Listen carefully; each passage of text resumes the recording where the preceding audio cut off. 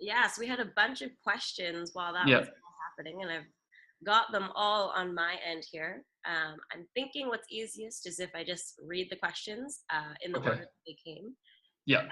I can also send over the list of questions to you right now. Sure. Just sent them on Slack to you with the names of everybody who sent them in so that we can Okay. get to them directly. Thank you. But the first question was from, and I'm sorry, I'm probably going to butcher most of these names or usernames, but Eve Jenny. Jenny. Her first question was, does everything, tissue, bones, fascia, and final skin, have to be unwrapped before doing any work? No, it doesn't.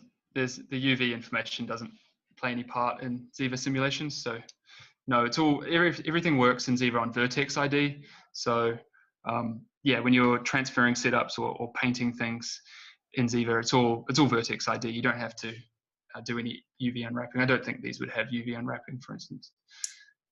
Yeah. And then from Martin, he was asking, how picky is the solver with intersections between bones, and muscle objects in the initial stage? Okay, so when I was talking earlier about the point and volume test and things being more than halfway through each other, if your objects are more than halfway through at rest, it's going to project the body to the wrong side. So you want to make sure that if you do have intersections at rest, it's not going to break your solve, but you will get a jump on the first frame of simulation when Ziva tries to resolve those intersections. So your character will suddenly get more bulky. Great. And then the next question is from Livia Dinu. She says, I saw in every Ziva video that you start from the bones and work up to the muscles, fascia, etc. What is the workflow when you receive the final end mesh? Do you place the bones and muscles under the end mesh or after the fascia bake if you have any spaces left? Does it get simulated as fat? Right, yeah. So yeah, that is actually what you typically get in production. You get the hero skin model, and then you kind of make your you make your muscles and bones fit that object. So typically what will actually happen is that you have a generic character, or maybe especially if it's a biped or a quadruped, you would have an existing character and then you warp everything from your generic character to your new one, your novel one. So the idea is that you're not working from scratch every time. So one of the things that we'll do with this guy that we've been working with so far is he'll be free. So if you want to experiment with doing that, you'll be able to warp his muscles over to your character. And we also sell a much higher fidelity anatomy setup, complete with all the Ziva parameters and things that you can warp to your own characters, so you don't have to make everything from scratch. But yeah, the void between the fascia and the outer skin is converted to fat, and we'll talk about that later. Awesome. And then I think David, he asked, I have seen in the plugin the scale of the solver influences the deformations of the dynamics. Why is this? Right, that's because it's a physical solver, right? So at the moment, the solver comes in at default to be 100, 100, 100. And you can see, if you look at the end of the solver node, you can see this 1 meter number here. And this means that this is what Ziva considers to be exactly 1 meter. So if I go into wireframe, you can see that the character is about 1 meter 30 tall, so he's quite short. So if I was to scale this down to like this, now it's a giant. Ziva thinks it's, probably 8 meters tall. So if I was to play this back now, this muscle is going to be super heavy. Say that, yeah. So now it's a big, heavy, massive, non-physical muscle. So that's why. That actually goes into a question that came a bit later, which is pretty simple, but does the scene need to be in meters? That was from Pablo. The scene can be in whatever units you want, so long as you make the solver node the right shape or the right size accordingly, if that makes sense. So yeah, if it's in feet or if it's in decimeters or whatever. You just have to make sure you do the conversions right on the Z solver node, and it should work fine. And then one of the important questions here, I think when you gave your demo, you showed something about the bodybuilding attribute. And Tristan was wondering, are you using Ziva 1.3? Because 1.2, there's no bodybuilding attribute. Yeah, so you're not supposed to see the bodybuilding attribute actually. So I'm using a developed version of the plugin. And bodybuilding is something that we are experimenting with. And it is the ability to, basically you can use the fiber to inflate the muscle artificially at rest. So it's kind of it's just something we're experimenting with. It is not in 1.3. Okay, and then the next one is from Saman Sapiri. She says, it's about Ziva anatomy, but we had mentioned anatomy earlier in this question and answer period, so I think it'll be okay. Working with the whole body is super slow on her machine with the Ziva anatomy. Is there any way to chop up the model into smaller pieces with all the layers? For example, just simulate an arm with its connected components. There is. You could simulate, for instance, the left-hand side of the character. You could do the left-hand side of the upper body, and you could split it up into quarters, for instance, and simulate everything in parallel if you wanted to do that. You could do a similar thing with the fascia. You would need to alter the setup a little bit. If you were to split the fascia up, you wouldn't get sliding across the abdomen, for instance. It'd be pinned in that area. But yeah, there's no reason why you can't split things up and run them in parallel for sure. Great. And then I believe it's Lassie or Lass Rasmussen. He asks, when doing the simulation, is there any benefit or disadvantage to having the model work in world space versus the origin, for example, in a run cycle?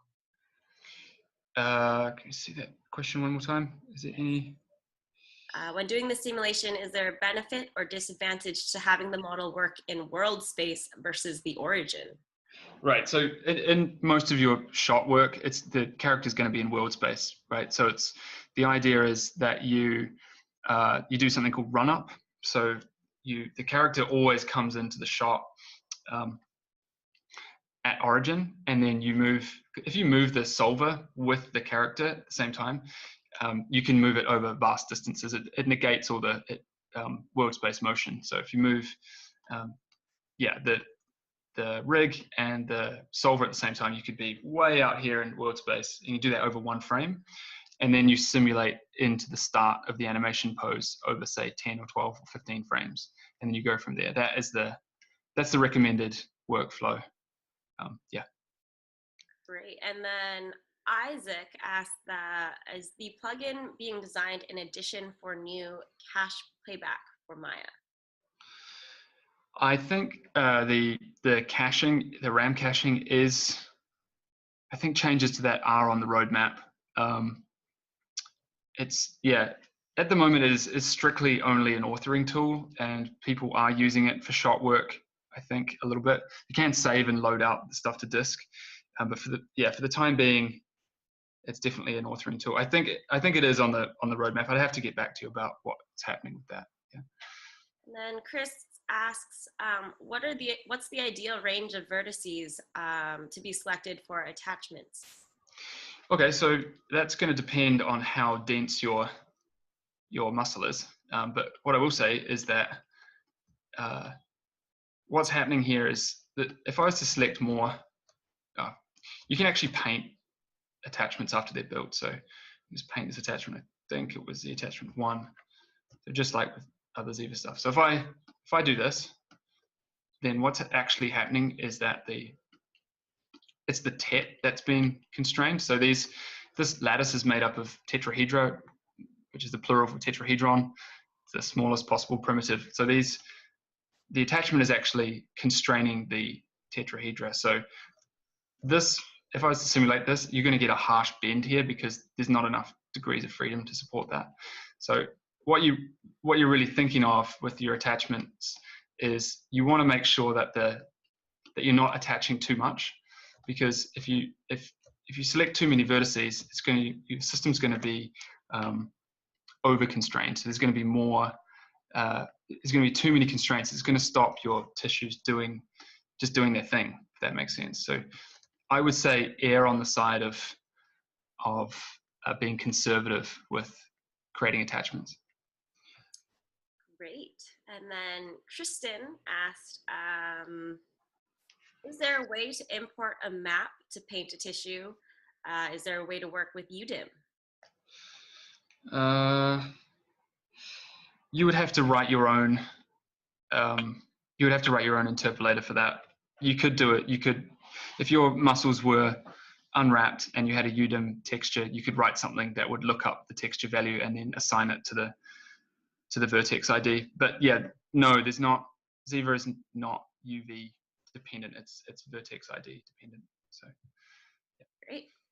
And then again from Jenny, she asked, speaking of painting values on materials, could she or he create a curvature black and white map in Substance Painter, let's say, and plug it in? And yeah, again, that's the same question. Pretty much, you'd have to interpolate it yourself. We don't have a tool for that at the moment. It's all vertex ID. So yeah. Great. And then we're almost done with these questions. Aaron asks that he says he glanced through the male anatomy setup. Is the multi-tissue driving the combination muscle containers, i.e. the way that you're handling muscles with multiple fibers? I think he's referring to subtissues. So that's a feature within Max. Yeah, so Ziva has the ability to have tissues within tissues. So for instance, so for the forearm muscles, there's a lot of intricate tendinous material and things happening. So you could just group them all together, for instance, and then have the individual muscles embedded within the parent tissue, and that way you can get finer control over what's attached to what, while not worrying about intersections between those objects. Yeah, that's kind of a complicated answer. I'm sorry. Can you read the question again? Was it? Yeah, he glanced through the male anatomy setup. And he's wondering if the multi-tissue is driving the combined muscle containers, the way you're handling muscles with muscle fibers. Yeah, it's not. Aaron says that you answered his question perfectly. Okay, cool. Yeah, okay, sweet. No worries. And then the last of the questions that we got earlier is, how many sub-steps is needed for a basic character, like the example we have that you're working on right now, and that's from Pablo. All right. It will depend on how intense the animation is. And by intense, I mean what kind of velocities the character's going through. But you know, for the animation that you've seen here, if we go back to the results video, this was all, I think, 4 sub-steps. I probably could have gotten away with 2. The other cool thing is if you add more sub-steps, right, you get more rich motion. So you can think of, if you just have 1 sub-step, you can think of it as kind of being a low resolution simulation. So effectively your tissue objects are going to look damped. But the more sub-steps you add, the more kind of cool wave propagation and high frequency motion you're going to get. You'll get diminishing returns eventually, but I think 4 is a good place to start. And if you're really pushed and you want to make it fast, you can go down to 2 or something like that. Pablo was asking, can we see how to connect the muscles to a simple skin to see the movement? I feel like we might have. Yeah, there's a video on Vimeo that shows that.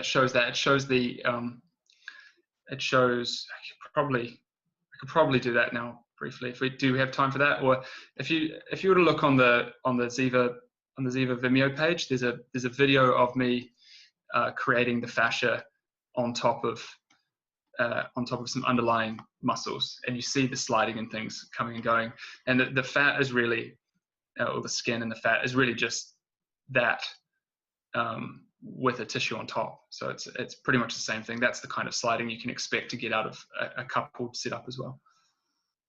Yeah, we can send through a link to that. Yeah. Let's see. Oh, Tristan had a question. Well, first he was wondering, is it normal for the fascia to have a very low poly? It's I think if you're comparing to something like the lion, that was probably too high. I think with the fascia, wherever that went, you just need as much. You just need the vertex count to reflect uh, the amount of detail that you want to see in the solve. So if you really want to see every single little crevice and things in the solve, then you need the vertex count to represent that. But otherwise, yeah, really the idea of the fascia in this sense was to create a system like where you can pull the fat in and make sure it sticks to the character. But yeah, I mean, I could have gone for higher res if I'm more interested in detail. The idea is that this guy ends up being a bit more cartoony and a bit more robust. So we're more interested in the silhouettes and the forms rather than the detail between the valleys of the muscles and the bones. And then a very simple question is, can you use Maya muscle rigging system? I can use a Maya muscle rigging system, and that was from Joe. Yeah, I'm not. I mean, if you wanted to run fascia over Maya, the output of Maya muscles, there's no reason why you couldn't do that. I'm not sure why you would, because yeah, Maya muscle is not going to give you the kind of the rich deformation that Ziva tissues and things are going to give you. But I guess in principle, that's possible. Yeah. And then I can't believe people are joining the room right now. That is so.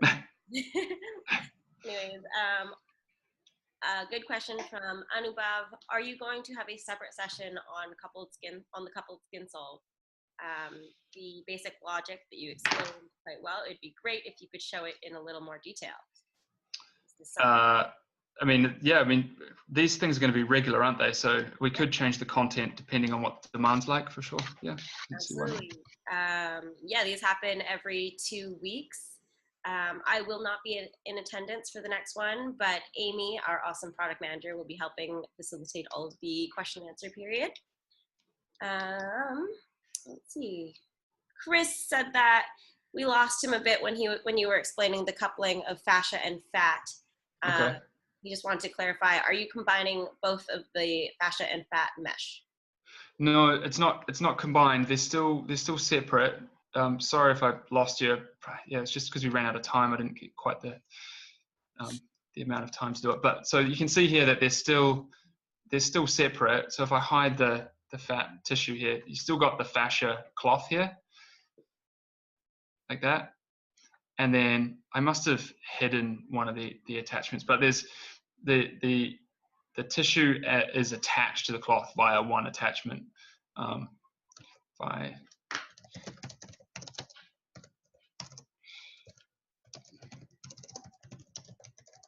get it back, I think. Yeah, so you can see here that there's one fixed attachment that runs from the fascia to the fat, and that's how they're coupled. That's how they're stuck together. So the idea is that the fascia cloth does the rest strain. It shrinks itself down onto the underlying objects and then drags the fat along with it.